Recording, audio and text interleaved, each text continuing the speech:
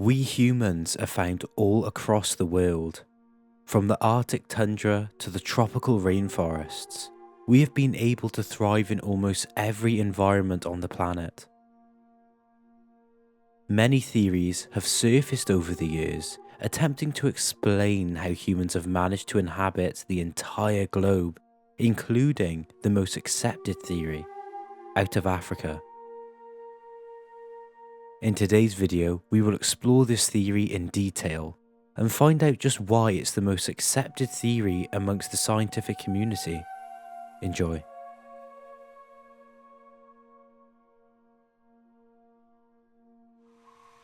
$4.18 million years ago, in the forests of Eastern Africa, a most peculiar hominin began to emerge.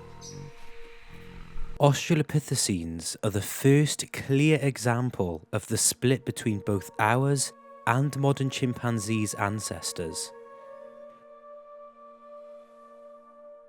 Australopithecus annamensis was the first to rise, living from 4.2 to 3.8 million years ago.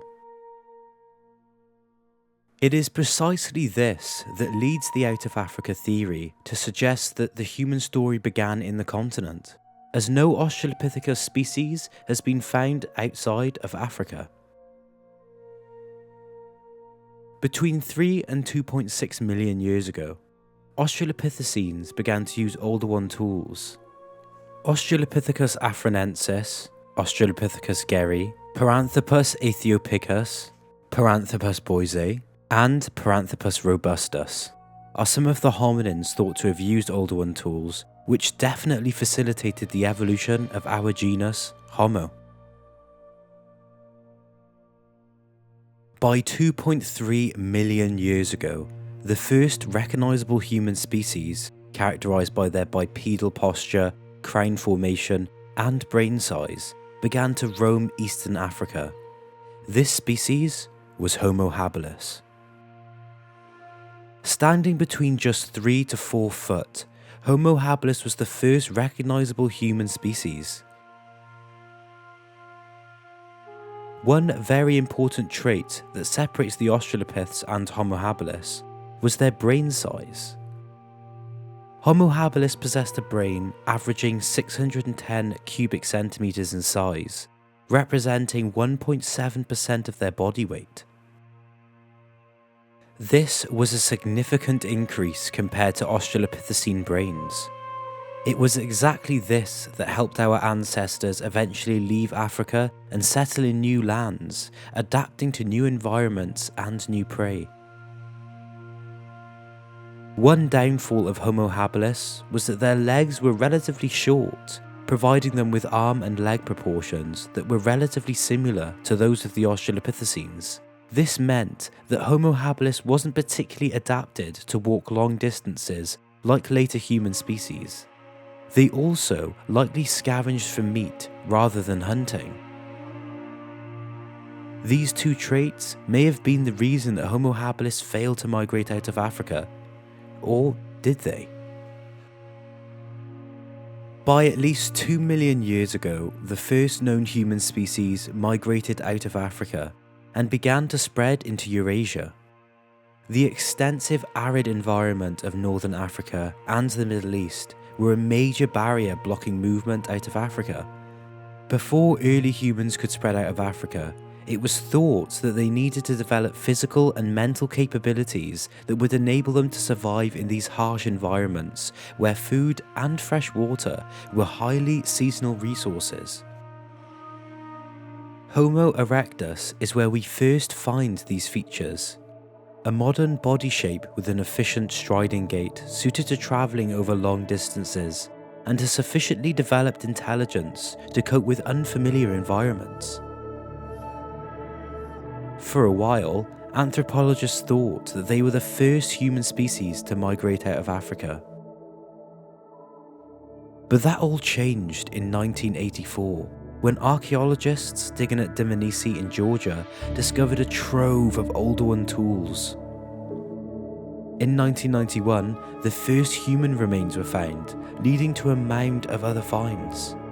Countless stone tools, human and animal bones have since been found at the site, and with archaeology still ongoing at the site, there are still undoubtedly more finds to be discovered.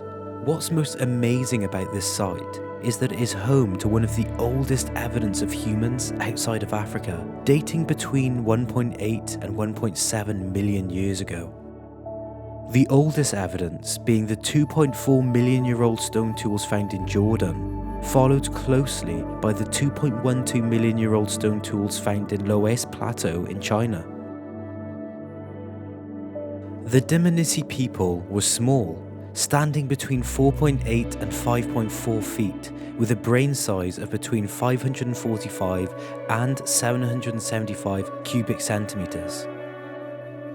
These dimensions are vastly different from Asian Homo erectus, but are comparable to Homohabilis. This shows us that hominins didn't need the previously mentioned traits to survive the arid landscapes that were outside of Africa. The current idea of who the Dimini hominins are is that they are an anagenesis. An anagenesis is the gradual evolution of a species that continues to exist as an interbreeding population. Anagenesis does not always lead to the formation of a new species from an ancestral species. When speciation does occur, as different lineages branch off and cease to interbreed, a core group may continue to be defined as the original species.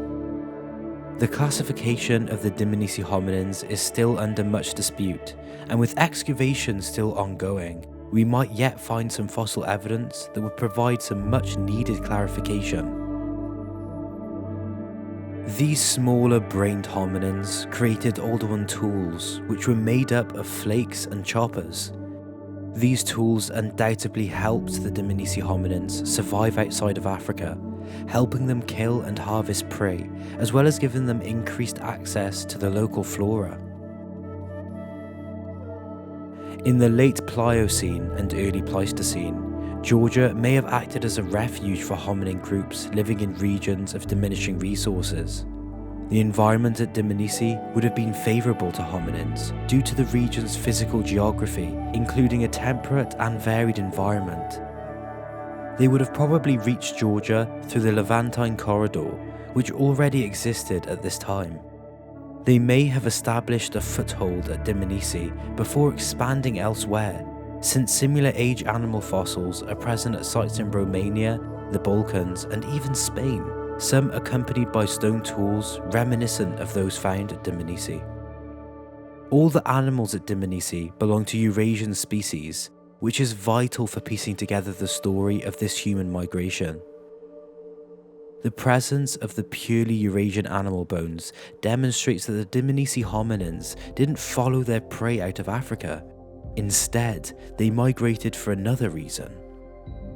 That will for now remain unknown, but we do know that these hominins were able to adapt to new environments and new prey. The Dimini hominins were able to push the limits and leave Africa to settle in new lands and stay there for generations, even though they possess some of the more primitive human traits. This suggests to me that hominins with more primitive traits could have left Africa much earlier and perhaps even thrived beyond the borders where their ancestors evolved. Perhaps the Dimini weren't the descendants of the first species to migrate out of Africa. This leads me onto our next site, the Indonesian island of Flores. In 2003, archaeologists discovered something that threw a giant spanner in the works of the human story: Homo floresiensis. Standing at 3.6 feet and weighing just 32 kg with a brain capacity of just 417 cubic centimeters, Homo floresiensis has been the subject of much controversy since their discovery. Most of the debate is around the origins of the species, with two leading ideas. The first claiming that they are descendants of Asian Homo erectus, who were known to have lived on the nearby islands of Java from 1.6 million to 250,000 years ago. and that they were affected by island dwarfism, which has been known to impact the populations of some other species who have been limited to an island. The second point argues that Homo floresiensis evolved from an earlier species of Homo before Asian Homo erectus, migrating out of Africa before any known species. What's fascinating about Homo floresiensis is that more detailed analysis of skeletal remains has uncovered traits more archaic than Asian Homo erectus, and more like Australopithecines, Homohabilis, or the hominins from Dimini in Georgia. Using cladistic analysis, researchers have suggested that Homo floresiensis split from the rest of the Homo lineage by at least 1.75 million years ago. Just for some quick clarification, the basis of cladistic analysis is data on the characters or traits of the organism in question. This research means that they shared a common ancestor with Asian Homo erectus, but was not descended from it. This could mean that Homo floresiensis evolved before or at the same time as Homo habilis.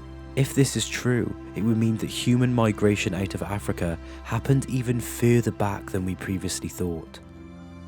It also leaves room for the idea that humans didn't need the previously mentioned traits to migrate into new environments, meaning that even older, more primitive species like the Australopithecines could have left Africa before the genus Homo had even evolved. Of course, there is no archaeological evidence as of yet, but honestly, who knows what we will come to find in the future?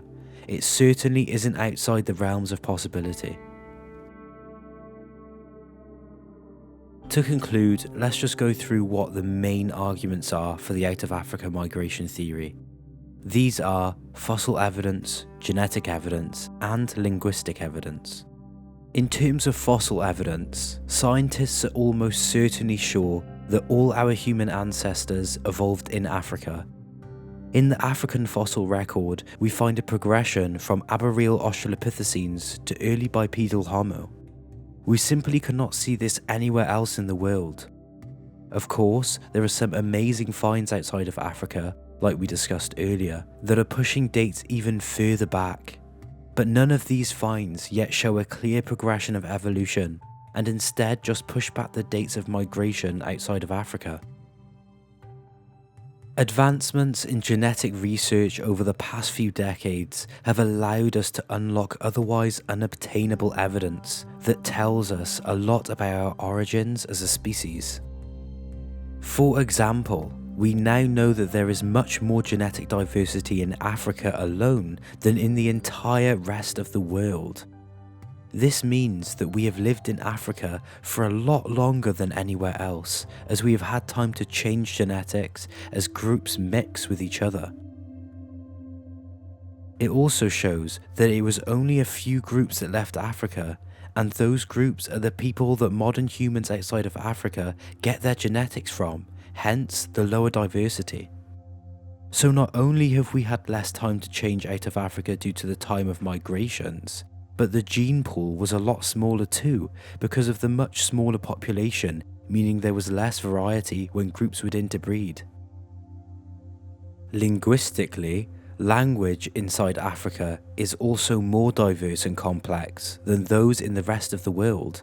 This is a gleaming example that a few groups speaking one or two languages migrated out of Africa, and their few languages gave rise to the majority of language we find outside of Africa today.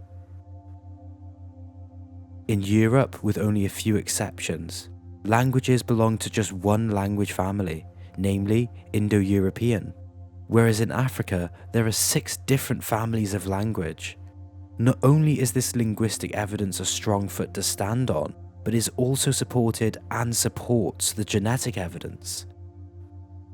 With all this considered, other theories just don't stand up to the standards that out of Africa does. The multi-regional hypothesis just doesn't match the findings that linguistic, genetic, and archaeological research has presented. And that is why I think our ancestors originated and migrated out of Africa.